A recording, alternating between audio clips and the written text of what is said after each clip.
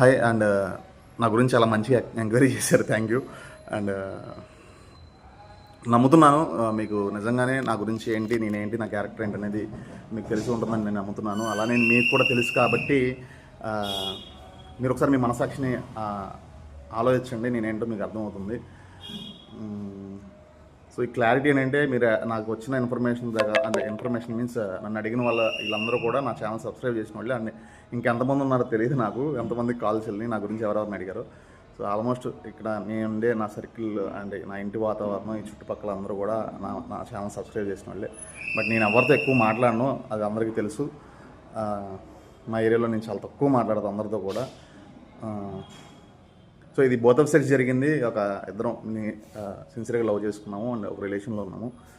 End of the day ఏంటంటే, నా దగ్గర ఆస్తి లేదు అండ్ ప్రాపర్గా నా దగ్గర సెటిల్ అవ్వలేదని చెప్పి వాళ్ళ మదర్ మా అమ్మాయిని నీకు ఇవ్వడం కుదరదు అని చెప్పి అమ్మాయిని తీసుకొని వెళ్ళిపోయారనమాట. సో నాకు మంచి ఫ్రెండ్స్ ఉన్నారు, వేరే కంట్రీలో సెట్ అయ్యారు.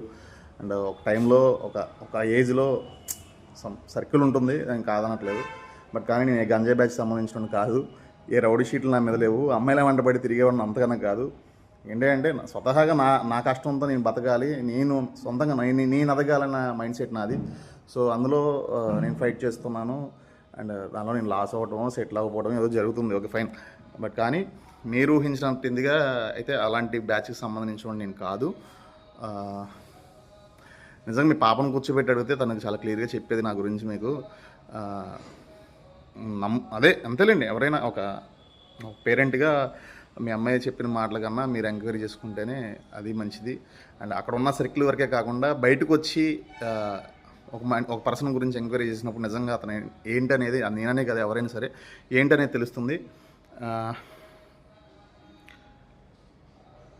బట్ నేనే ఇంకా రాలేకపోతున్నాను. నేను చాలా తన సిచ్యువేషన్ ఎలా ఉందో నాకైతే తెలియదు కానీ, బట్ నేను చాలా లోలో ఉన్నాను. నేను ఇంకా దాని నుంచి రాలేను కూడా. నేను బయట మర్చిపోతాను అనేది నేను చెప్పలేను కానీ, బట్ నేను చాలా డీప్గా ఉన్నాను.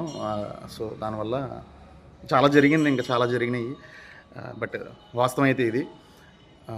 నాకున్న అలవాటు ఏంటంటే, నాకేదన్నా నా గురించి ఏమైనా తప్పుగా మాట్లాడినా, నాకేదన్నా అన్యాయం జరిగితే దాని మీద ఫైట్ చేసే అలవాటు ఉంది కానీ, నేను అందరినీ కెలుక్కొని వాసన చూసుకునే టైప్ అయితే కాదు. అండ్ ఇలాంటి బ్యాచ్లకు సంబంధించిన అంతకన్నా కాదు. ఇప్పటికీ మీ ఈగో అనేది ఉంటుంది కాబట్టి మీరు దాన్ని చంపుకోలేక నా గురించి బ్యాడ్గా చెప్తే ఇక అది మీ వ్యక్తిత్వానికి నేను వదిలేస్తున్నాను.